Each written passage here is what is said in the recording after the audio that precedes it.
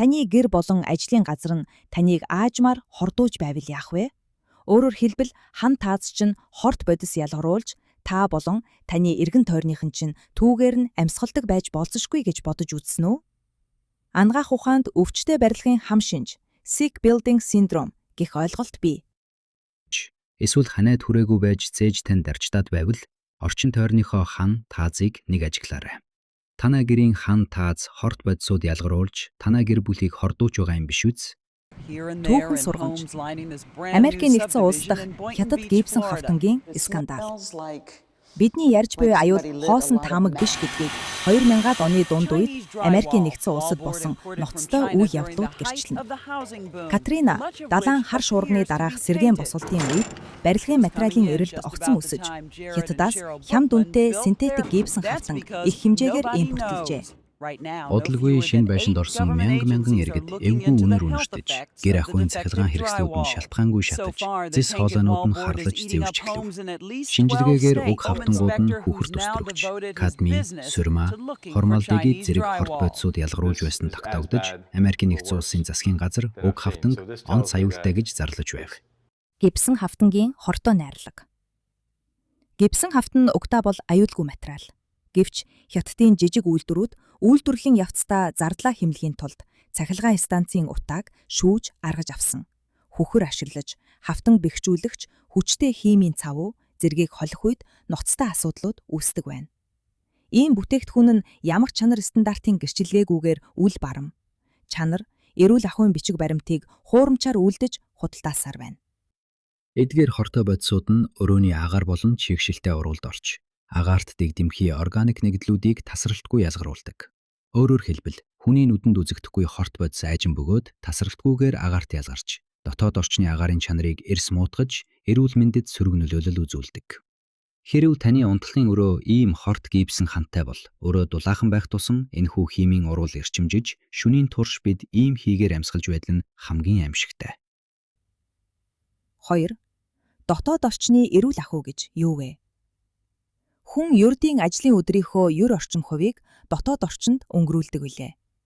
Бид өдөр бүрийн 8 цагийг унтлагын өрөөндөө, гэр бүл, үр хүүхдүүдтэйгээ хамт мөн түүнтэй ижил хугацааг ажил оффистоо өнгөрүүлж, харин багахан хугацааг гадаад орчинд өнгөрүүлдэг билээ. Энэ хугацаа хүүхдүүдэд, тэр дундаа бага насны хүүхдүүдэд бүр их байдаг бөгөөд өвлийн цагт гадаа хүйтэн, утаатай, ханиад томуу их гэх мэт аюул эрсдэлтэй тул хүүхдүүд бараг 100% дотоод орчинд буюу гэртээ эсвэл сургууль цэцэрлэг дээрээ байдаг. Гэтэл бидний хамгийн аюулгүй гэж итгэдэг гэр, ажлын байр, хүүхдийн маань сурдаг цэцэрлэг, эрүүл ахуйн стандарт хангаагүй материалаар баригдсан бол энэ нь цаг хугацааны тесрэх бөмбөг гэсэн үг. Хүүхдүүд бага насндаа янз бүрийн химийн бодисонд өртснөөр насан туршдаа идэхгүй сөөр өвчтөй болох, өсөлт хөгжилт, сэтгэн бодох чадвар муудах зэрэг нөхөн сэргэшгүй хүндрэлүүд үүсдэг тул хүүхдүүд юугаар амьсгалж байгаагаас цаашдын эрүүл мэнд нь шууд хамаарах нь тогтоогдсон. Судалгаагаар агаарын бохирдол, тэр дундаа дотоод орчны агаарын бохирдолд бага насны хүүхдүүд, жирэмсэн эхчүүд хамгийн өртөмтгий болох нь тогтоогдсон. Учир нь чанаргүй барилгын материалаас язгарах хорт нэгдлүүд нь хүүхдийн өсөлт болон ургийн хөгжилд нөхөж баршгүй хохирол учруулах эрсдэлтэй байдаг. Тэр байтугай дөнгөж төрсөн нярайн шарлалтанд хүртэл нөлөөлдөг байж болзошгүй юм байна. Иймд бид хүүхдүүдийнхээ хамаг цаг хугацааг өнгөрөөдөг дотоод орчныг анхаарч судлан сайжруулах хэрэгтэй байх нь. Флорида мужид энэхүү синтетик гибсэн хавтангаар баригдсан байшинд амьдарч байсан үрхүүдээс 4 жилийн хугацаанд нийт 12,000 орчим их амарчсан бөгөөд төрсөн нийт нярайнуудын 86% нь төрмөгцөв шарласан тохиолдол бүртгэгджээ. Эрүүл мэндийн салбарын мэрэгчлэтнүүд энэ кейсийг эхэндээ байшингаасаа хортсон гэж мэдээгүй бөгөөд тухайн шинэ байшингуудтай ойролцоо байдаг бүх эмнэлэгт нярайн шарлалт өндөр хувиар бүртгэгдсэн тул зүй ёсоор анхаарал дүртжээ. 3. Монголын бодит нөхцөл. Бид хордож байна уу?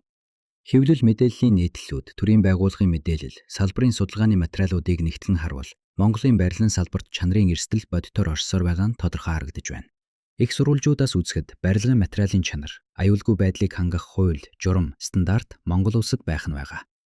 Барилгын материалд лабораторийн шинжилгээ хийх, тохирлын гэрчилгээ шаардах, паспортжуулах тогтолцоо албан ёсоор хэрэгждэг гэж байгаа боловч бодитоор ажилдаг эсэх нь тодорхойгүй. төрөөс импортоор орж илж буй болон дотоодын үйлдвэрлэлийн материалд хянагч шалгалт хийх ажлын хэсэг хүртэл байгуулж, асуудлыг шийдэх оролдлого хийж эхэлсэн гэж мэдээлэл илдэж байсан боловч үр дүн нь тодорхой бус. Бодит байдал дээр эдгээр зохицуулалт нь ихэвчлэн барилгын материалуудын ил харагдаж, гарт баригдах зүйлсэд л чиглэж, нүдэнд үл харагдах буюу далд чанарын асуудлыг системтэйгээр шалгаж чадахгүй хэвээр байгаа нь их сурвалжуудаас харагдаж байна. Барилгын чанарыг гадна өнгө үзэмж, засал чимэглэлээр нь дүгнэх хандлага давмгайлж, материалын бодит найрлаг, дааз, угсрахтын технологийн мөрдөлт зэрэг далд чанар ихэнх тохиолдолд анхаарлын гадна үлддэг. Импорт, борлуулалт, гүйцэтгэлийн шат дамжлагуудыг харуул хариуцлагын гинжин хэлхээ тодорхой бус байгааг мөн их сурвалжууд онцолжээ. Материал оруулж ирсэн, зах зээлд нийлүүлсэн, барилга барьсан аль шатанд алдаа гарсныг тогтоох, бодит хариуцлага тооцох механизм сул хэвээр байна. Иймээс их сурвалжуудаас дүгнэхэд Монголын барилгын салбарын чанарын асуудал нь стандарт байхгүйдээ бус, харин хэрэгжилт, хяналт, хариуцлагын систем сул байгаатай шууд холбоотой байна. Чанарын бодит сайжрал нь ил харагдах үзэмж бус, далд чанарыг хамгаалсан тогтцооноос эхлэх шаардлагатайг энэ нөхцөл байдал харуулж байна.